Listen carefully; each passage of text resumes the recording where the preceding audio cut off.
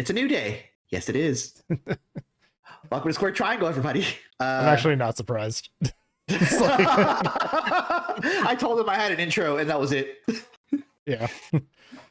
We're going to be talking about Survivor Series here in just a sec. But I wanted to go over what is probably the best segment on Raw in the last 20 years. It was very good. It was diabolical.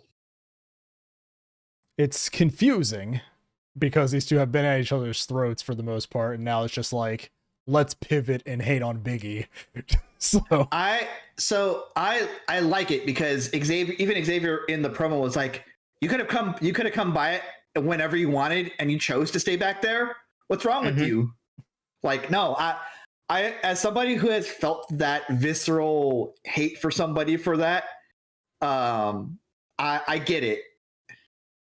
It's only if you've ever been backstabbed before would you ever understand that heat. That's fair. Man, it was such a good segment. I'm looking forward. Those two guys, they got me to do something I thought I never would. I absolutely despise Kofi and Woods now. Yeah, and this segment had me tight for like a whole 12 hours after that. That's how much I love Big E, man. That's my guy, and it's like this shit had me so tight. I was just like, yo, fuck up, down, down too while we're at it. Unsubscribe. Unsubscribe. Like, I want nothing to do. That's how this is when you know something's good. It just makes you feel like that. Yeah. Somebody on I think it was Twitter when I looked at it was like, well, fuck Kofi and Xavier for not letting this happen, and it was the New Day and the Elite side by side. Like in the thing. Yeah. Like, fuck them, we're never going to get this match. It's like... And then Kofi posted something on Twitter this morning, like a little short video with like a picture of him in like a mink coat, and like everybody is just going off on him right now. It is some of the best stuff I've seen on Twitter in forever. It's that is, you said it best before we started recording. That is generational. This is generational hate right here. Somebody pointed out it's like in 2004 Evolution broke up, in 2014 the Shield broke up, and in 2022 or 2024 the New Day break up, and it's like, oh fuck, we gotta wait till 2034 for the Bloodline. It's just like... Yes, yeah, we do. And I don't know why, but that tweet fucking killed me. Like the Judgment Day also. Hey, they're teasing it. Yeah, they are. It's pretty good. The whole Judgment Day situation is weird because why is Finn getting a world title shot while he still has the tag team title? Like, and it's just, I mean, it's all tying back. Like, it is just this web that Roman's built is kind of like the main event scene right now. Seth is mad at Sammy. Drew McIntyre's back and hates everybody. Seth and Punk are going at it. Somebody attacked Jay. Like, it's just like all the top players are like in the Roman Reigns vortex. So yeah, everybody is struggling with his face turn, which pretty much I like, because just because you turn face, that doesn't mean all the issues are resolved. That don't mean you can't get the hands. Yeah. So it was a good show. I just 25 minutes to open the show with the promos. Again, it's just like, I'm here to watch wrestling, guys. It's like it was like, sure, it did a lot, but that 25 minutes, like, that's 25 minutes to open the show. Like, it was, yeah. But we are here to talk about Survivor Series. I just wanted to touch on that promo because we weren't going to touch on it unless something happens where the New Day's on the pay-per-view randomly. Yeah. In February, then, but I wanted to touch on that before we got going. But we also did have a change in the AEW landscape. Juice Robinson got injured over the weekend at another show, so he is out of the C2. Again? Yeah. He broken foot. He's out of the C2. He has been replaced by Commander, which is going to be a nice little showcase for Commander. And he's a guy who can take pins and not really, be affected by it. Yeah. Mm-hmm. So Juice was back, and now he is injured again.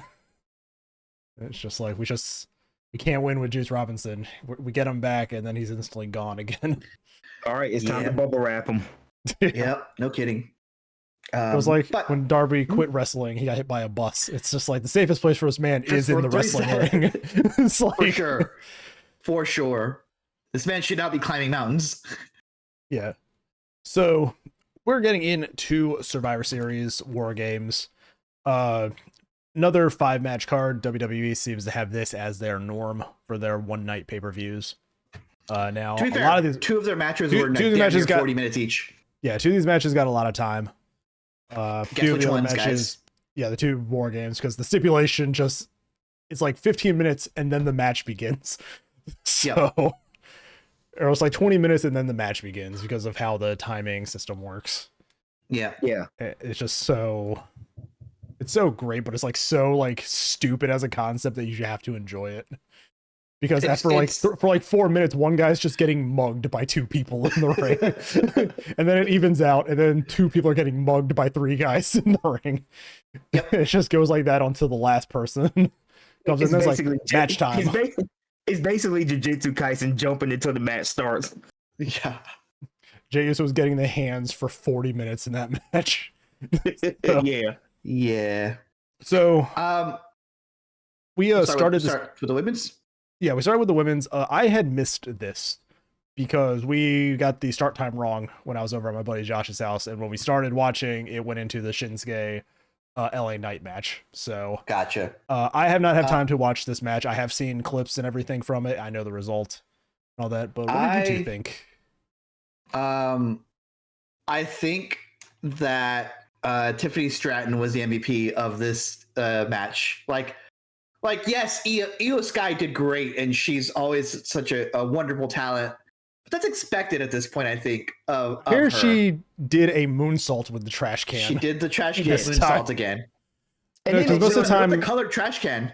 Yeah, most of the time it's just like her jumping with the trash can, but she actually like moonsaulted. Yes, this time with the trash can. Well, Tiffany on the other side was doing a swanton. Nice. From the top. But yeah.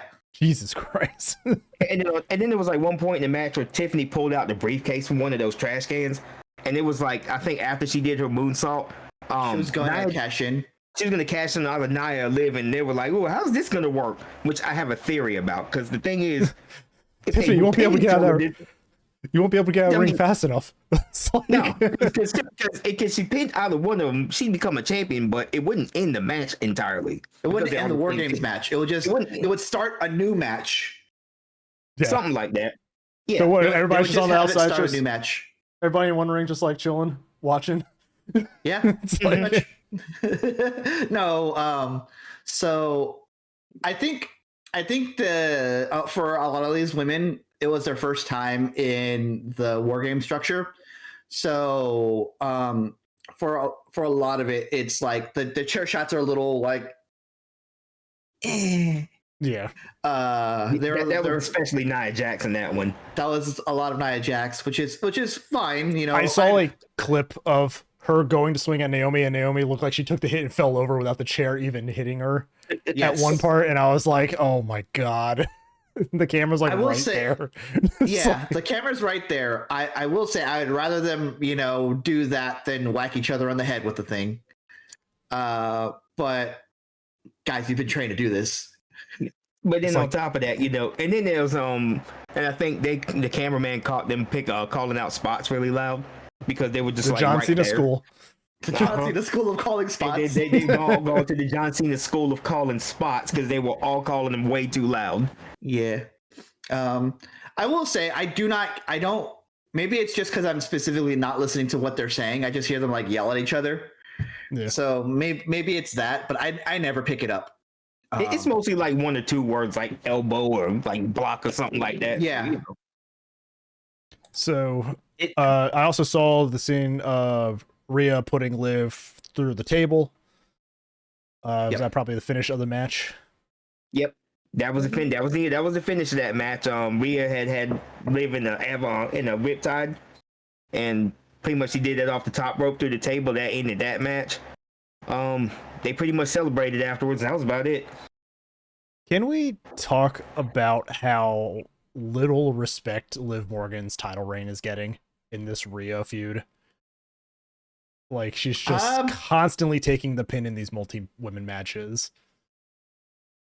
Yeah, well, a little bit. Like, there's no reason you can't have Naomi take the pin in this match. Like, well, Naomi's on Rhea's team, so. Well, I mean, like, okay, then not or Candice. Like, you have Candice in this match. Why can't Candice take the pin and not like just push your champion, a little bit further into the ground? I think. Go ahead. I think they want to. I think they're by this like victory that Rhea got on Liv, that they're gonna say, okay, well, I pinned you in the structure. Now I'm the number one contender. I'm gonna let Io Sky cook. Excuse me. I'm gonna let Io Sky cook, but no matter who wins on that event, I'm coming for the title. And on top of that, I think with Liv, they're just trying to show that she kind of needs to use all these tricks and all these people to try to get one over on Rhea Ripley, because one-on-one or straight up in like tag matches or any kind of situation like this, she just can't beat Rhea. That was kind of the story they were telling in the match, because every time that Rhea had Liv in a position for like Riptide or something, even while Raquel was like handcuffed, she still grabbed Liv and like got her to relative safety in the double ring, double cage. Yeah. So that is the story they're telling. It's just, that was overplayed in the 2000s. It's not a great story. Yeah. it's not really. But yeah, like I said, I saw clips. And that's it. I saw clips from it. I saw some of the botches. I saw the EO spot. I saw the finish. And from what it reads like on the Wikipedia page, it just feels like a very standard, women's war game match for the most part. You had some big spots, and the right team kind of took it at the end. To be fair, what does that mean? I don't know. Standard war games match. It's just like, the thing about these war game matches, it's like they all, to me, start to feel like they have the same structure. It's the 20 minutes of build up to the actual match, where it's just one by one they come in, and then eventually somebody will introduce a table or chairs into it, and then the next person will come in and introduce a new thing into it, and then it just goes into a standard like multi-man thing where it's like, all right, here's the spots that we're going to hit. A lot of these spots, you can watch these matches, like it's the same spot in most of the war game matches. That's kind of what people like and everything. They like seeing those big spots.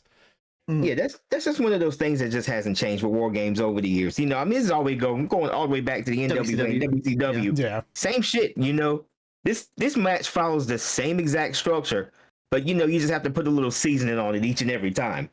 I liked when Io came to the ring when it was her turn, because she went in, was like looking for the trash can, found it. It had a little strap that she could attach to her, like wrap around her arm so she could climb the cage with it. That was a nice little touch. She was teasing doing it right then and there, and then she got brought down, and then it stayed right there suspiciously in the corner right there. Yeah, it's just the trash can. Trash can will come back later. Yes. It's like you get Io into this match, and she's going to jump off something with the trash can. I just wonder how she's going to one up it next year. So she's like, I've done the rafters. She's like, I've done the body drops. I've done the moonsault, the trash can. What the fuck can I do now? Shooting star press with the trash can. Corkscrew moonsault with the trash can. Phoenix splash. So I hit the spinal tap with it.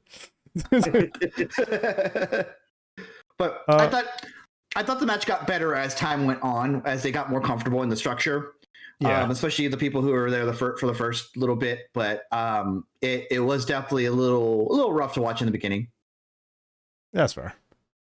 Yeah, these matches do kind of have like a breakdown of like pace and timing and understanding, I guess, what you're supposed to be doing. If you have a plan going in, unless you're like good enough to just kind of like free flow it. You're just like, oh, he's not doing anything. Let's get involved over here now. But like, there's a lot of bodies, there's a lot of things, a lot of spots happening, and you're like, I gotta wait till this is done. It's a lot of pacing yourself and like getting cues and everything. These matches do probably have a high stumble rate during the actual match itself. But Yeah, it's like I saw clips. I haven't seen it. I probably need to still go back and watch it, but we started the time an hour late, and we're like, oh fuck, I'd already started.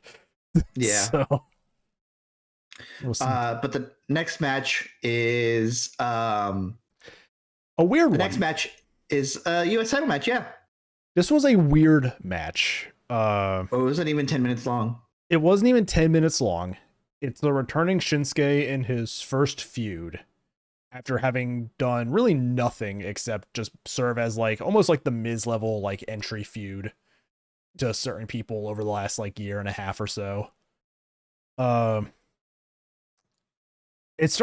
It starts weird with the entrances because somebody pointed out it's like LA Knight's coming down. He's not doing his normal trash talk, cutting a promo as he's going to the ring. He kind of looks just kind of like annoyed as he comes down to the ring. And then he gets to the ring. He drops the title outside the ring as he's climbing up. And he has to go down and pick it back up again. He just didn't seem like into being out there at that moment.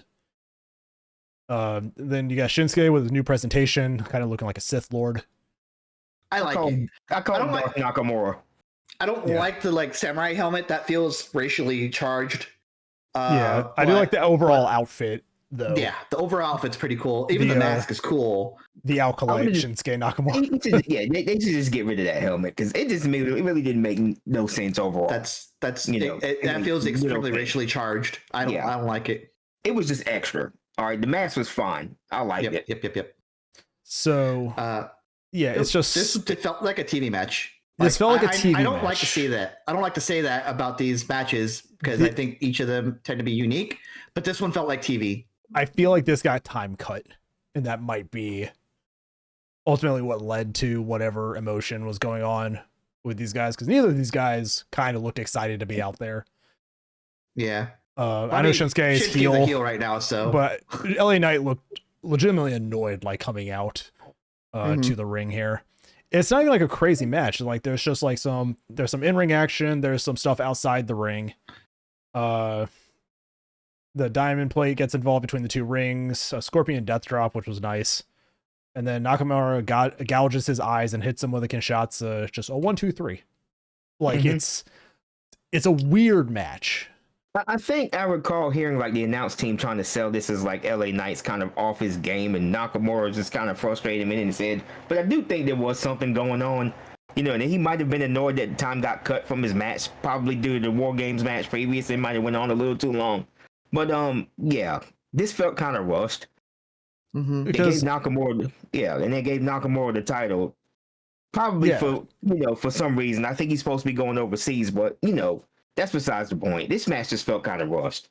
I think they do. I think he's going to Noah for a little bit, so they want him to look good. Yeah, that's probably. I mean, they are building the working relationship between the company, so why not have basically what is your TV level title? Yeah, over there. So I mean, that makes champion over there. That makes sense. But like 119 days, I think was LA Knight's run after the horrible run that was Logan Paul. That's a pretty solid run for him. That's a pretty good run for a United States title. Yeah. I think that's fine. I think because he also defended it in some pretty sick matches with what was it? What was it? The series between Andrade and what's his name? Carmelo over on SmackDown was sick to get to a match with LA Knight that ended up being a triple threat anyway. Yeah. I think that was my favorite match from that reign. Yeah, it's just I don't know. This felt like a very weird match, and it probably had to be a time issue.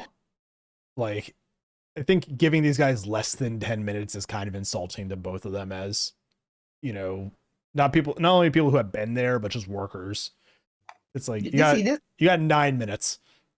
Yeah, this is why I feel like championship. This is why I feel like championship matches need like a minimum set time. TV, 10 minutes, 20 minutes or whatnot. They just needed more time. And I thought this would have been a much better match if they had like maybe, 11 more minutes tacked on to it. I mean, fucking with all the ads we watched between these goddamn matches, you think they'd find some time? That was exhausting too. Yeah, it's just like shit starts at 6, 7, and it's like, hey, it's about 11:30. We're getting to match 5. It's like, and you look at the time of these matches, it's like, damn, man, the first 4 is like just over an hour, and we're about 3 hours into this pay-per-view. Like, I know, I understand it. It's a fucking company. They need sponsorships, but Jesus Christ, like it's kind of insulting as a viewer at times. Yeah, this definitely had to be a timing issue, either because I don't think these guys hate each other, so I don't feel like they don't want to be out there wrestling each other. But with Shinsuke going back to Noah, it may just be a publicity. I wonder if this was like, when did they announce this match? Did they announce this match? I think they announced this match the week before. Okay, yeah, a while back, a little bit ago. It might have been just like a last minute ad. Yeah, he showed up the week, attacked. They had another Raw, and then the match I think got announced. So I was like, there's no real build. He just showed back up and attacked LA Knight. Yeah, I think it might have just been like a last minute addition to the card. Maybe they were trying to build it out for a little longer. If I had to guess, but then Shinsuke just happens to be going to Japan. But I'm not gonna speculate on it. I'm just going with what I have. Yeah, he's wrestling somebody on January 1st as part of the New Year Noah show. Mm-hmm. So I'm guessing it's like, hey, we're sending a champion to you guys. Bring your best. Yeah, I think isn't AJ also going to, or is he injured? I think he's still injured. Oh, okay. He might still be going there just to like hang out, but yeah, maybe. I'm looking at the guy Shinsuke is going to be fighting. This is like the thinnest dude, but like with a big white like afro. It's really funny. What's their name? It's Yuta Sasaki. Hold on a second. He has a nickname, ULKA. Is it the guy with the Naruto headband? Yeah, and like the puffy white hair. Yeah. But I'm like, oh, Shinsuke's going to destroy this guy. This is like they're both former mixed martial artists, so it's like he's it could go either way. Yeah, It's probably going to be a really strike heavy match. Yeah. This dude looks like a character straight out of Yakuza. He really does. Well, the crazy thing is a lot of Japanese wrestlers are characters straight out of Yakuza. New Japan does it one time. Yeah, there are a lot of pro wrestlers in Yakuza too, so that kind of makes sense. Yeah, one of the game you have to fight off a gang of like Kazuchika Okada and like 5 other wrestlers. Yeah, it's Bullet Club. You have to fight them off in a section. Yeah. Well, Samoa Joe's in the next one. He is. He's playing a pirate because Goro Majima has fun. So, yes. So a very weird like mid-tier title match into a really good mid-tier title match. I was gonna say this match fucked. This was my match of the night, honestly. This was absolutely my match of the night. And the thing is, 15 minutes, they made it was a really good 15 minutes. Mm-hmm. Like, Von Breaker and Sheamus are so fun to watch. Yeah. Like I love Von Breaker's, just whatever the hell he does out of nowhere. Whether it be like a shoulder block, clotheslines. He makes sure you watch everything he's doing, even if it's a shoulder block in the corner, if it's a tackle. Yeah. And he does it deliberately too, and that's just a good thing that he does. I love watching Von Breaker, man. Yeah, and it's a good thing that he is the Intercontinental Champion because he needs to be on TV a lot more. Still the Intercontinental Champion. This was Braun Breaker versus Sheamus versus Ludwig de Kaiser. Kaiser being a great addition into this. Just say, Kaiser really spiced this match up. It did. Yeah, he did. So yeah, he attacks Sheamus with the shillelagh at some point, injuring the ribs, which sets up the finish. Sheamus hits the high cross on Breaker and then a bro kick.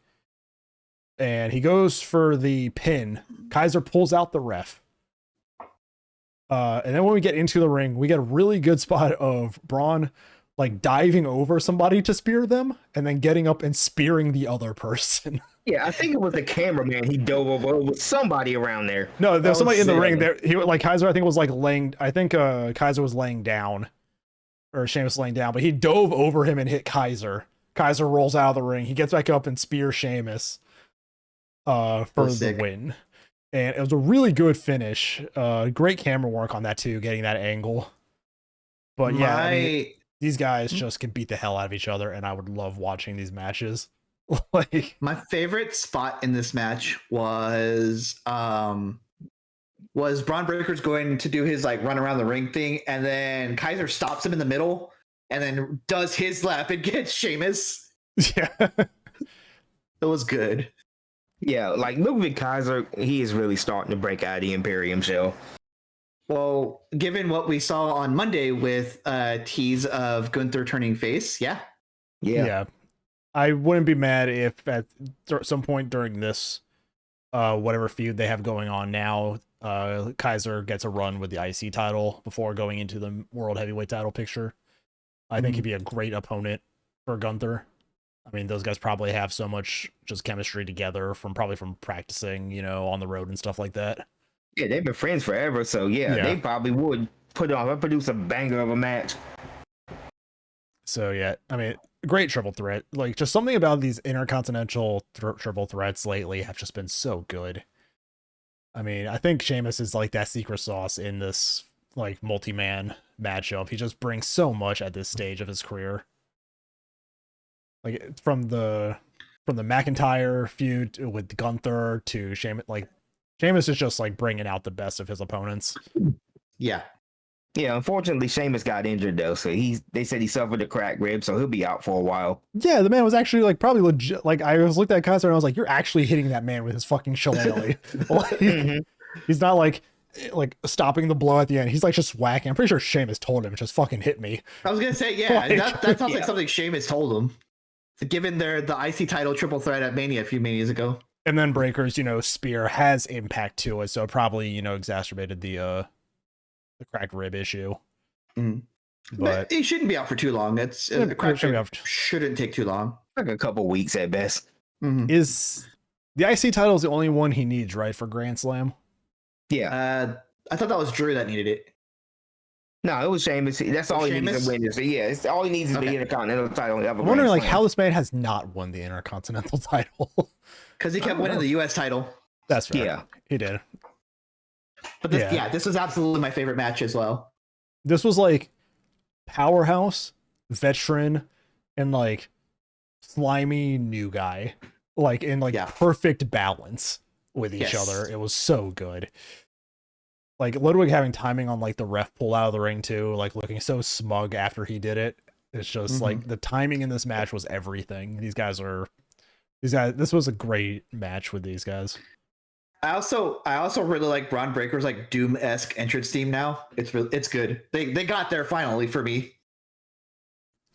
Get rid of Def Rebel and everybody gets banger soundtracks. This is their last month with Def Rebel, I believe. Yeah. I think so. Somebody was like, Shinsuke got 2 themes in 24 hours, so I mean, yeah. That. My favorite thing is somebody on Twitter was like, all right, we got rid of Def Rebel. Now let's talk about their graphic design team. It's like they're looking at all the graphics first off, and it's like, now we need to have a talk about the graphic design team. Like, we need to bully their graphic artists. They're not gonna pull this, the Sonic the Hedgehog thing on them, are they? Just kind of bully them into changing shit. I don't know. There's just something about WWE's graphics that are like, this isn't like beginner Photoshop, but this is somebody who has had it for like a year and they're like doing their best. It's like just how they like just layer everything and like all the stuff. It's just like, God, these don't look good for this company. For a company this size.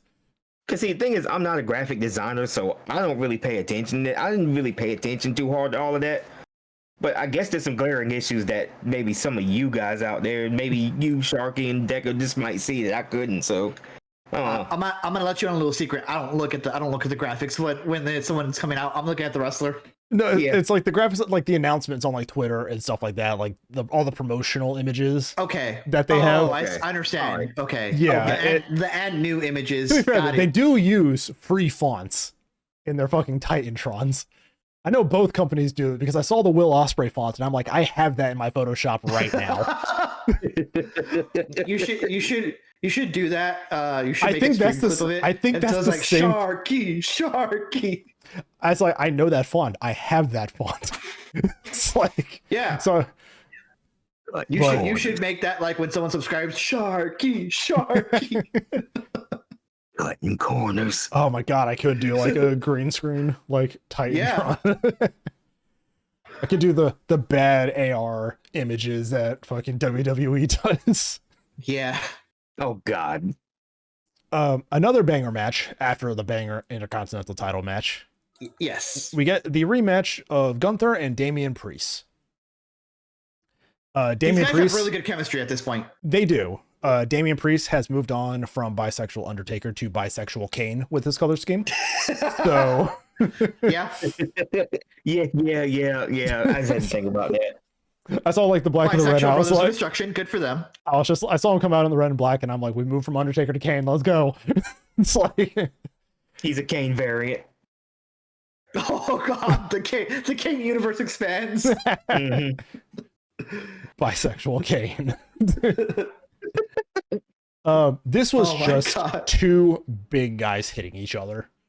Yes. Like this had some great technical wrestling at points. It was a lot of just striking and slapping chests and Kimura clutches and Razor's edges, and it's just And it didn't need to be anything else. So it did not. Great. These guys are just good at hitting each other and Yes. selling it as a match. That's how I love like it. my heavyweight matches, man. Just them just beating the piss out of each other and slamming each other. You know, you don't need any more than that. It's good. I would love them to run it back one WrestleMania, but for the world title between Gunther, Sheamus, and Drew. Yeah. Just give me that again for the world title. Yeah, there was a story through this match of Gunther targeting Priest's shoulder. That was Mhm. the whole focus of his assault in this match. Is just that shoulder.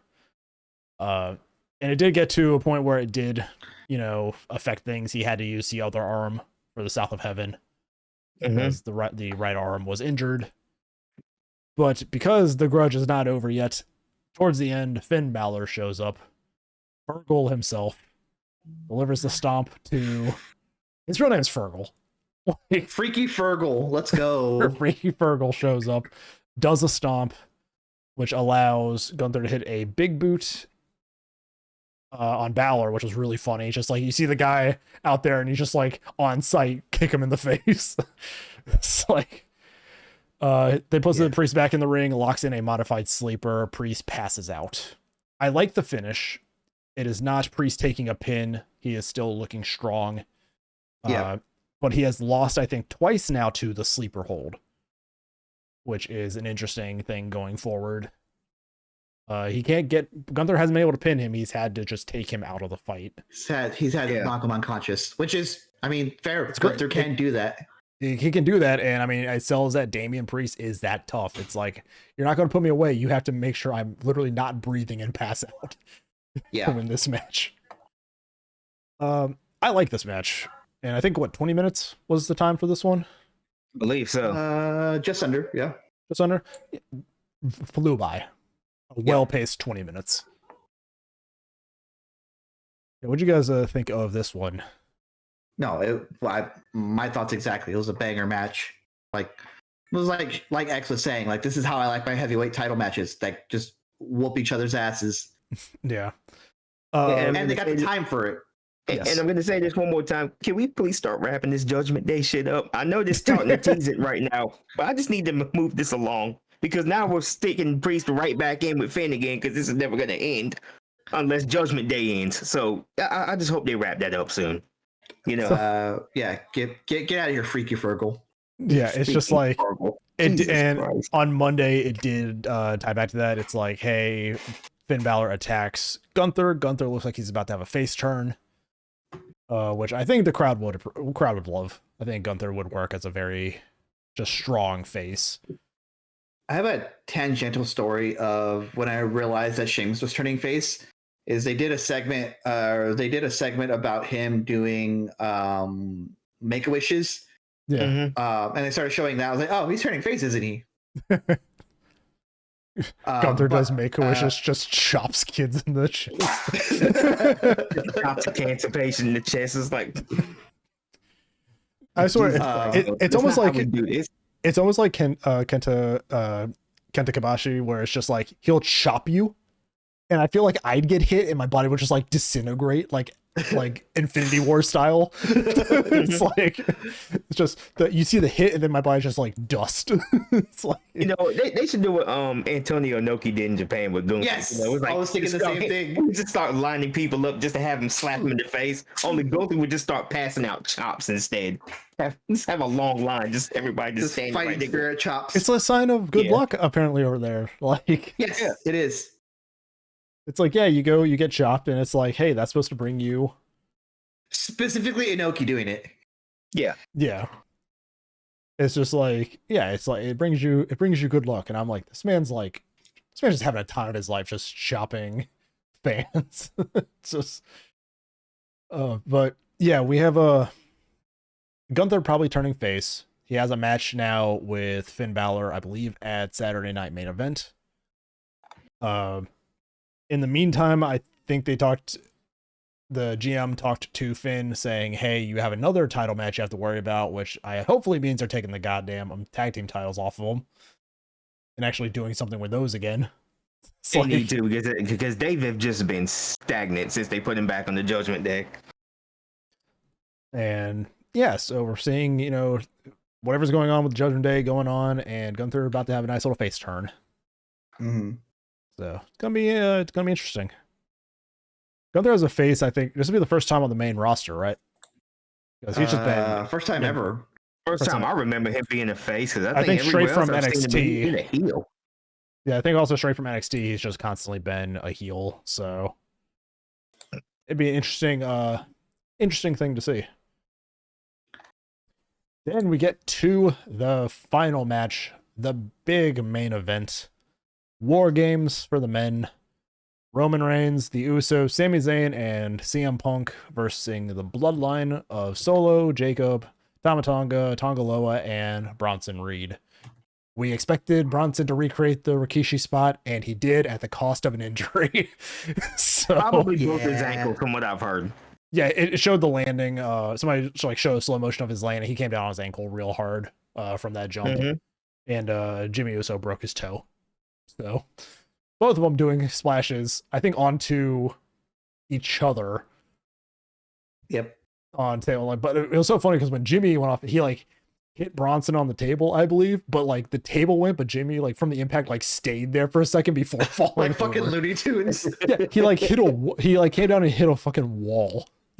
I'm like, yeah, Jimmy's not going to be able to put that guy through a goddamn table. Yeah. But Bronson going up in spot, I was hyped. I was like, I knew they'd do it. Rikishi did it. Why not just have Bronson do it? Yeah, and like the first like 10 minutes of this match is just Jey Uso getting just slapped around by Gorillas of Destiny. Or As we kind of figured. It was Tama Tonga first, and I think they sent in Jacob after. Yes. Yeah, Thomas started the match because he got in there and started climbing around. Can we talk about the weird little guy that Tama is at the start of this match? He's like climbing around the cage. Climbing like Super Mario World. Yeah, exactly. Oh, That damn fortress level in Super Mario World. He's just Bringing that up. Like, bringing that up at the end of the match when Roman has to crawl in. That's what Josh yelled. It's like, knock him off the wall like Mario. So that came up in our conversation at Josh's house. It's so good. But yeah, Tama Tonga's just a weird fucking little dude. I love it. I love that he's just a freaky little guy. I'm like, he's like, I'm getting paid. I'm just happy to be here. He's just a little Tongan goblin. Like this dude is just doing weird shit all the time. Tongan goblin is like the perfect Climbing description. He's going, yeah. I was like, what the fuck is wrong? And he's like dude? doing laps, like climbing. I'm like, what is this man doing? Yep. Was he practicing for Ninja Warrior or some shit? He's just It's like when your younger brother like gets to do the thing with you finally, as you've been waiting for years. Now you're finally ready, and he's like, yeah. It's just like doing circles like a fucking Labrador. Oh, it was Tama and then Bronson.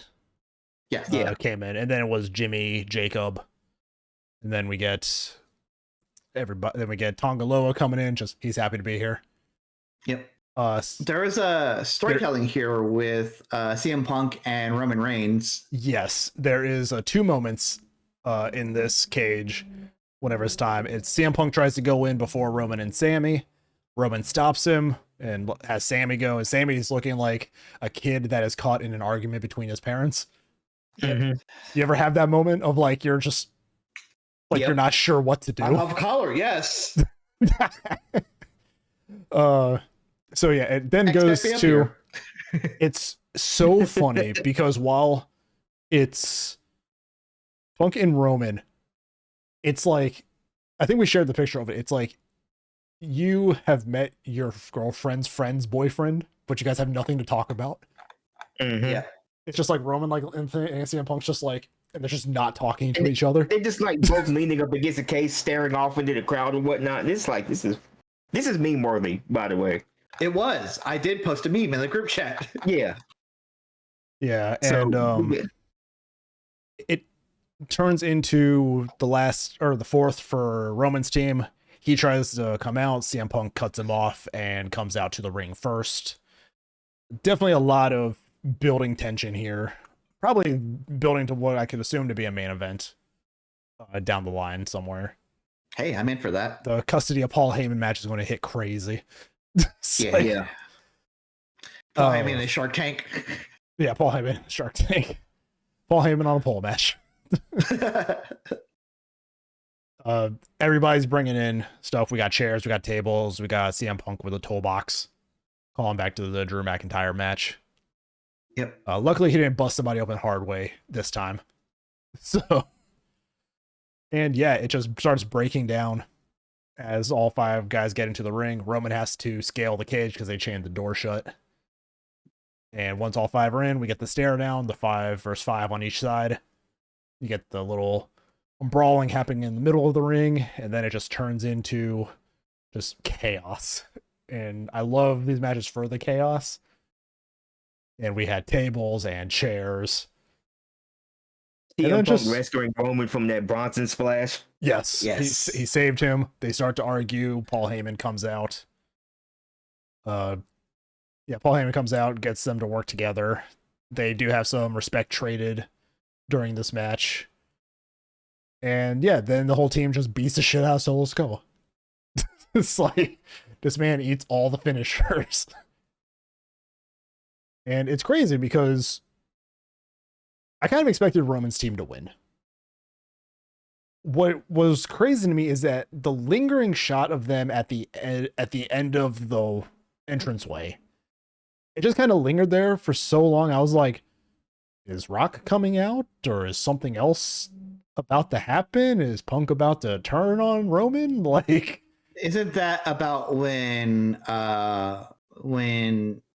Finn got jumped by Damien and then they jumped him? I think so. Something like that. That's kind of the what happened, because at the end of the pay-per-view, they get a quick interview with Finn, and Finn's like, I told you this would happen. I told you when you least expected it, I would come back. And then Damian Priest is like, oh, remember this? And he's like, jumps him. No, it wasn't that. It was Judgment Day shows up. No, I'm just saying at the end of the Wargames match, like all the baby faces are at the top of the walkway, like right in front of the entrance, and it's like the camera's just like lingering there. And I'm like, is somebody coming out? And then it's just like it ends the broadcast, and I'm like, what was the point of like the extra like 2 minutes of that? Now that might have been the spot where the Rock would appear, but I don't know. I don't know what happened with that. So maybe they were going to have someone show up, and then I noticed that after the match, the Sammy, the Usos, and Roman were standing at the entrance, and CM Punk went into the back and then came out again, and I was like, somebody backstage told him, get the fuck out there, we're not done yet. So then they get the big like go. Yeah, they get the big one up, and Punk's they get the big, everybody's doing the one, and Punk's just in the middle looking so out of place on this fucking team. Yep. And yeah, just no Rock, no follow-up on the new bloodline in the ring, just a focus of this team. And then like 2 minutes of like a lingering camera, and then the broadcast ends. Yep. I was like, are they going to do what they did with Ciampa and Gargano, like at the end of NXT? We're going to get the little logo pop up and we're like, oh, that's it. And then it's just gonna be like, nah, psych, we're gonna beat the shit out of Gargano. The Triple H special. Yeah. Run the logo. Nope, psych. So yeah, like 40 minutes of this match, and it was every 3 minutes, allegedly. Somebody was supposed to come into this, but it's mostly when's the spot done? Yeah. Now's the next person. Yeah. Dramatically appropriate. So about 24 minutes of this isn't even the match. This is just this is just people getting into the ring. I love Wargames. It's just a stupidly complicated match type in terms of like timing of the match. It's like all five are here. Now the match begins. It's like it's already started. Let's be realistic. Like, I just do saying, like now you can pin. I do like that they called up the announcer from NXT. Yes, I think that was a really good call up because she has Alicia Taylor. Yes. Yeah. She has a background in like as a vocalist for a metal band. So you can hear that in her announcing when she's like, "It's time for the war." Yeah, she's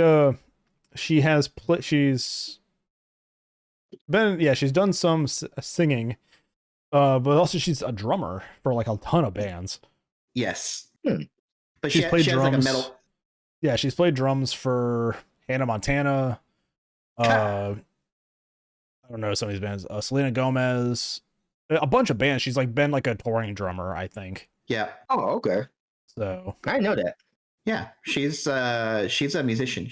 I love musicians. That's it. That's the end of the statement. Yeah. So yeah, she definitely brings it. I know people are mad. It's like it's not the same as Sam, and it's like, well, guess what? People leave jobs. Like, people leave jobs all the time. People do jobs well that they hate. And and the thing is, like, if everything that we want to believe with Sam is true, she wanted to do more. They weren't going to let her, so she said, "Fuck it, I'll leave."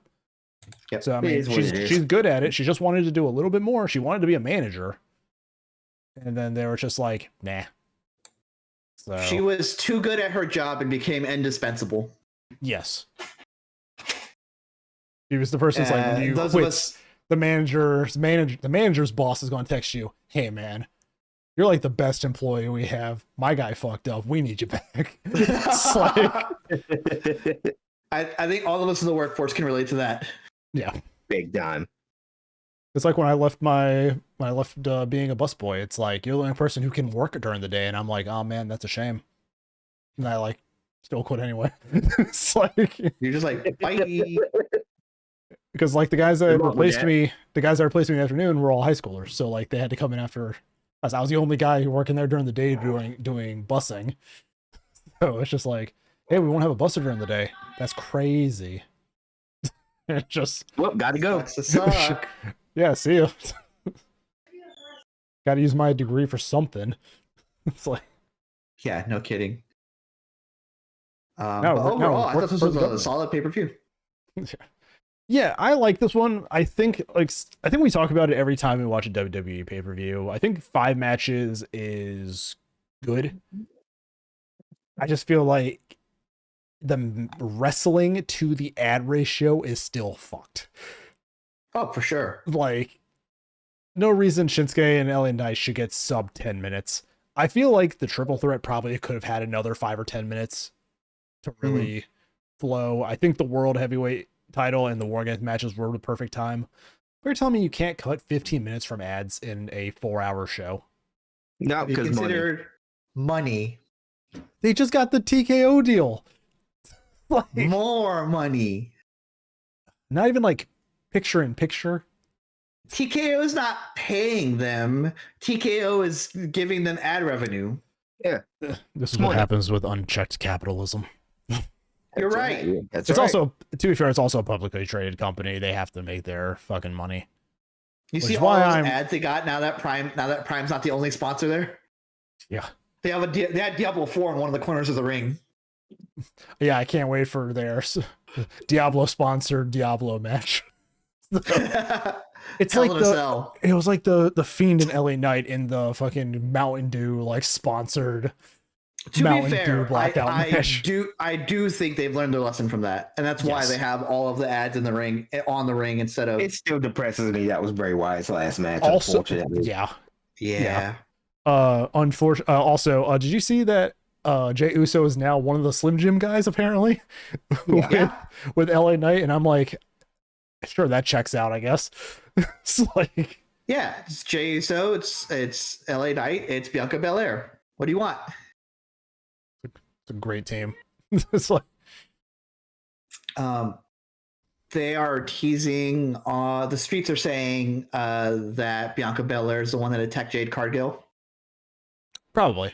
I mean, if I had to put together a feud for a big pay-per-view and I don't want either of them in the Royal Rumble, I can see that being a match at the Royal Rumble. There was a thing that happened, I think it was actually Raw, where Bianca Belair makes her entrance. She comes in, she's bouncing around or whatever, and then she looks at the camera and says, and just mouths the lyrics to her song where it's like, I never needed you at all.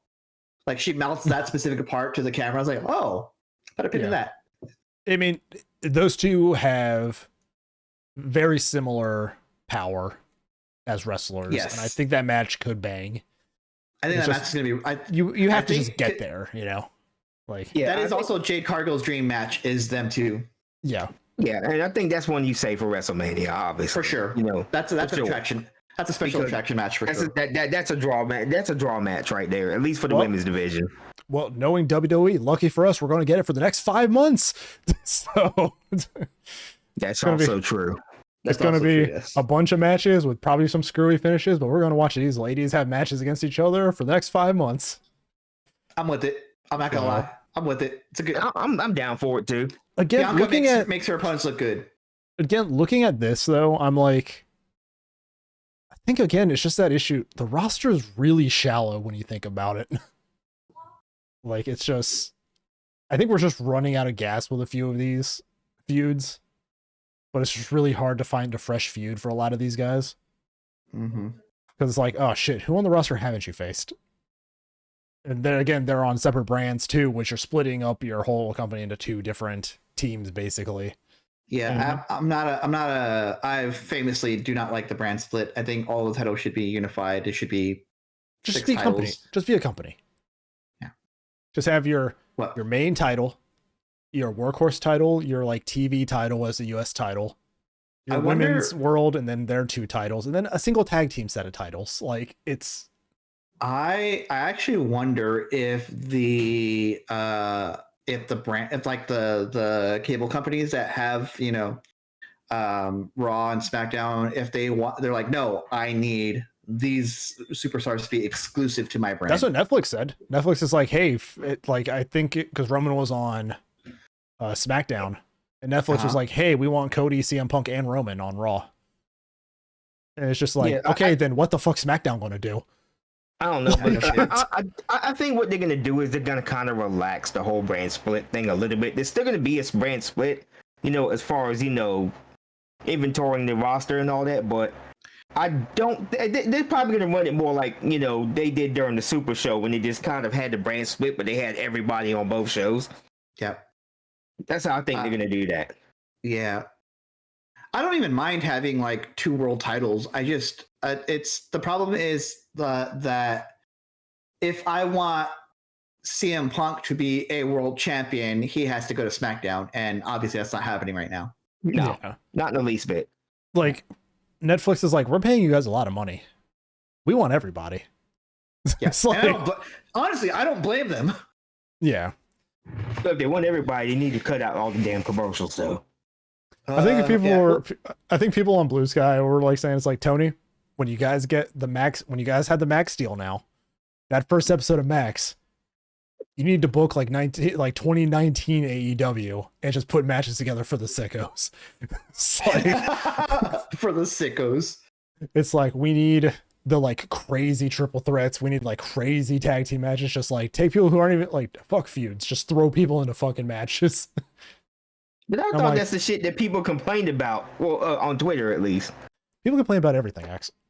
Well, yeah, especially on Twitter. You know, that's why I got off of that shit. I was gonna say you're on Twitter. That's your first mistake. It's the thing. It's like Tony's too relaxed. He needs to be a boss. Tony acts like a boss. Oh, he's being too hard on these guys. It's like, you guys are just fucking stupid.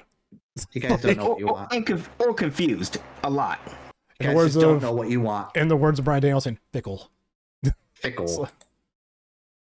And then it was just like everything with Eric Bischoff today was like they should hire Bully Ray to book their show, and it's like, do you guys remember when Bully Ray booked Ring of Honor and it almost tanked the company? You see what I mean? And it's just like, we're also not going to take advice from a guy who killed WCW and almost killed TNA. Like, yeah, they're still recovering from that fucking era. Like, well, I think they've recovered now, but damn, that was a dark period of time in TNA. Yeah. And now they're just losing people to WWE. It's like, well, so Matt Riddle just recently debuted on TNA. yeah, he was. I think he had gone Not that to. I care for him or anything, but Yeah, I think he had gone to Major League first. Yeah, I think that was just a one-off for Matt Riddle. I know for a fact that Josh Alexander becomes a free agent in February. yes, He's probably going to WWE. He's probably going to WWE. join Ethan Page in NXT and they become the North again. Yeah. I'd be in for that. You know, Hendry and Jordan Grace, they're probably going to WWE also. For sure. Foregone conclusion. They have a guy who is so over like Joe Hendry, and they still feed him the Dolph Ziggler in the world title match. And I'm just like, you guys have failed at capitalizing for the last 20 years and you haven't learned a goddamn thing. Like, he made this guy your biggest star and you're like, nope. It's called LOL TNA for a reason, Sharky. Well, this is the same company who had Billy Gunn and Road Dogg as the Voodoo Kin Mafia. Mm-hmm. Yeah. Because they had to really stretch it how to say Vincent Kennedy McMahon. God, dude, if I could like find the time to just like watch old TNA and like get like a retrospective of like all the shit that went down, I'm like, is this better or worse than late stage WCW? Worse. Oh. They had the difference is they're continually being funded. Yeah. I did see some clips from the Hogan, Ric Flair like era where like where Sting's going into like full Joker mode. And Hogan's like losing his mind and everything, and he's talking to Ric Flair and he's like, hey, I've handled Sting, I'll handle Sting again. It's like just like trying to reassure Hogan. It's like this great like comedy skit with the two, and I was like, fuck, this had to come from such a dumb time in TNA, but it's so funny. Mm-hmm. And I like Joker Sting. Like the clips that I've seen of him in like 07 TNA, I'm like, God, he's so funny. I like it. I like it in a vacuum, but I don't like it. The overall product as it was bad. a weekly thing. Yeah, just like crazy Sting was so good. Jeff Hardy coming out to Modest to the Top, his song that he made himself that was bad. Yeah, he had like 4 or 5 songs in TNA that were like that though. Well, 2 or 3 actually. That was also the era that was really good. That was a bad era too, because he's like coming out for that main event like just high as shit. Yeah, that was Victory Road 2011. And overall, that was just the icing on the cake of a really shitty TNA pay-per-view, by the way. Yeah. You know, I advise anybody to go watch that, you know, if you want to have a good laugh for 2.5 hours. Don't watch the pay-per-view. They have a documentary about it where they're like where they show the backstage where AJ Styles is just berating Jeff Hardy for like 20 minutes. Yeah, hey, that was fucking hilarious. Hey X, when I get my place set up, do you want to come over and watch old TNA pay-per-views and get drunk and record it? Yeah. Because I need a good laugh. Oh, I guess we got more content, guys. More content. Yes. Fuck me, I guess. So I'm kind of in the middle of like trying to figure out how to get an apartment in like the next 2 weeks. So that's fun. I mean, but there was good TNA from like maybe 2004 to like 2009. It was peak TNA. That's why we got all the wrestling. That's why we got this current, modern wrestling style that we have. I saw a lot of that shit first in TNA. Yeah, You know, I it's mean, like the first time I saw like the Canadian destroyers and all that other stuff. we had Christopher Crazy. Daniels, AJ Styles, Samoa Joe. Like, all that was like that time. And Kurt Angle during his Perk Angle days was just like on fire in TNA. Angle was just going crazy in that company. Yeah. Yeah. So like there are chapters of certain wrestlers' lives that are just overlooked because it's TNA. But it did do a lot. Like I don't think Kurt would have been back in WWE if it wasn't for, you know, a TNA run, getting clean afterwards, you know, all that. So, Yeah. that comeback might not have been possible if he hadn't, you know, found his love for it again. But yeah, back on to the topic of WWE. Not a bad pay-per-view. Like, wasn't like crazy, but not bad. I enjoyed it. Yeah, you know, I quite enjoyed it. it wasn't bad. You know, I mean, it was decent. I liked it.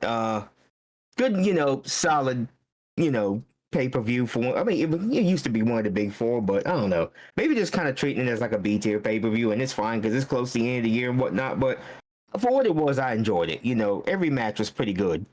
You know, there wasn't a single bad match on the card, and I like the short 5-match format. It kind of helps with pay-per-views now, and See, I don't know. That's all I gotta say about it. I was afraid like if they make Wargames a pay-per-view, it starts to like lose its shine. But the fact that this is the fact that this is so late in the year is that you have a whole year to build up a believable feud to needing this. You know? They did. They did. I think they successfully did that because the damage control thing has been happening for the better part of the year. The bloodline has obviously been happening for the last 6 years. Yeah. Well, yeah.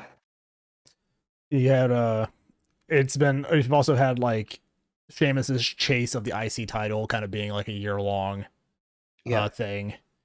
So they're managing to do like long-form storytelling. Yeah. Sort of. It's just sometimes they just stretch it out a little too long and they need to wrap it up. Mm-hmm.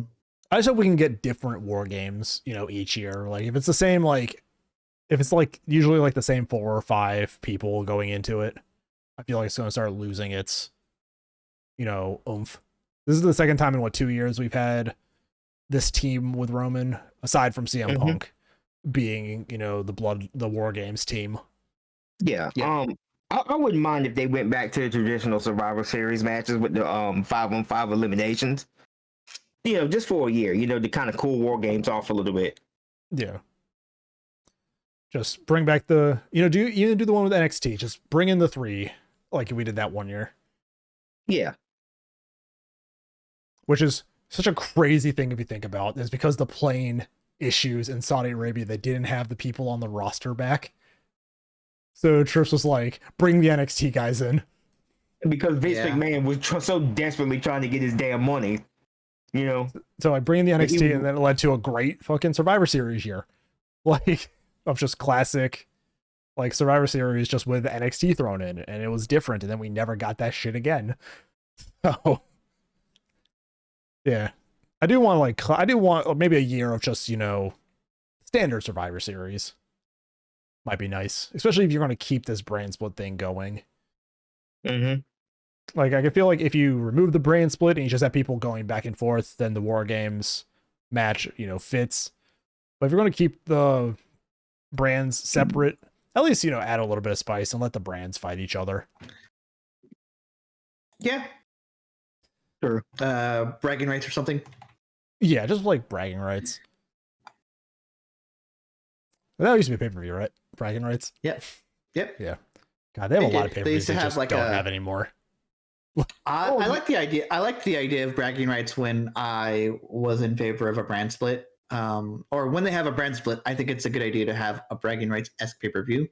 But I also don't want them to have a brand split. So, like, you know.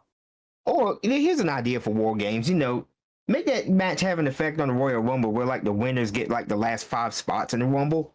That would kind of be a nice idea. You know, maybe spice it up a little bit, give them something to fight for in the War Games match. I think that specifically has to be a selfish thing to do because you need to be able to write in a heel being like, no, actually, I want that spot. I think it should be the feud one person and one person. They put the team together, and losing team's captain, so to speak, is like first spot, and winning team captain is like 15th or something, not 30th, but like 15th. Like they just have loser just has a huge disadvantage if they have to start the rumble. I like that idea because that would be, you can write heels being like, I'm screwing you over because I don't want you to win the rumble. It would add a different dynamic to the war game. You could have somebody on a team like turn on their captain.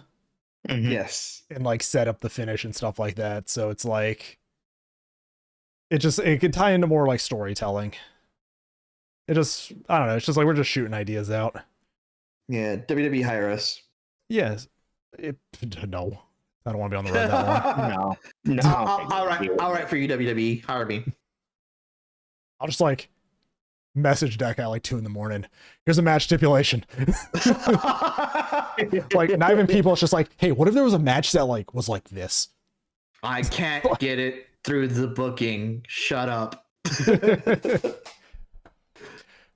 Hey man, go find HBK and tell him about this match idea. And tell me if he like hits you or not. I'm going to sleep. Well, I'd be in Stanford, so like, or I'd probably be in Florida actually. So, but still, same time zone. But yeah, I think it's all pay-per-view. It's all pay-per-view. I think that's all we have for WWE this year. Mm-hmm. So, yeah, next is World's End. Next is World's End, and then I'm still working on convincing them to get the Schrodinger's Wrestle Dynasty. Schrodinger's Wrestle Dynasty. But yeah, as always, thanks for watching us. If you are watching us on YouTube, we have a Spotify. If you're watching us on Spotify, you can see our mostly bearded faces on YouTube. Yeah, I'm growing it out. Sharky's growing his out. I'm gonna trim mine a little bit here. I work outside. It's about to be scraggly. winter, so yeah.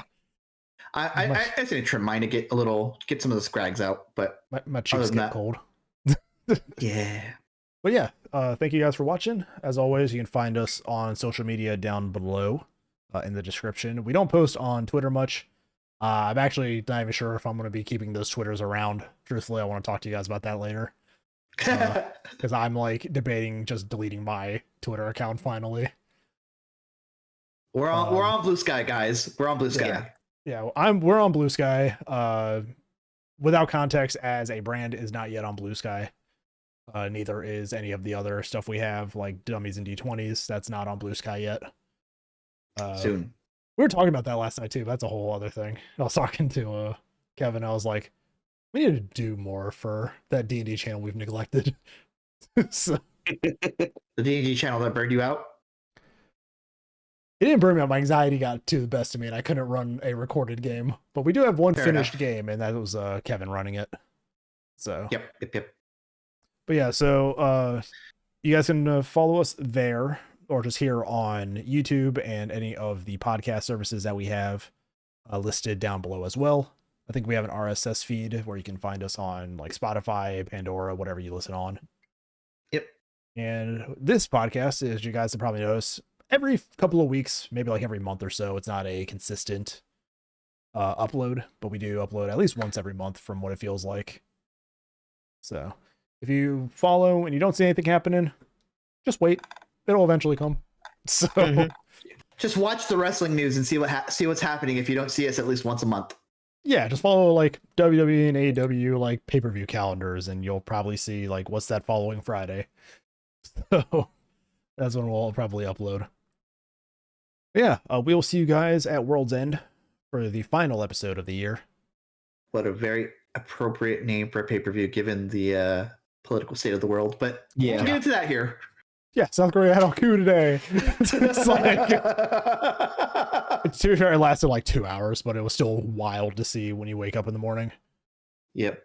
It's just, and then January, potentially Wrestle Dynasty. We'll figure it out. I might be in a new place by then, so it depends on that situation too.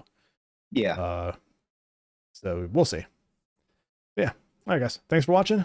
We'll see you all at World's End. Have a wonderful rest of your 2024, and let's start 2025 correctly.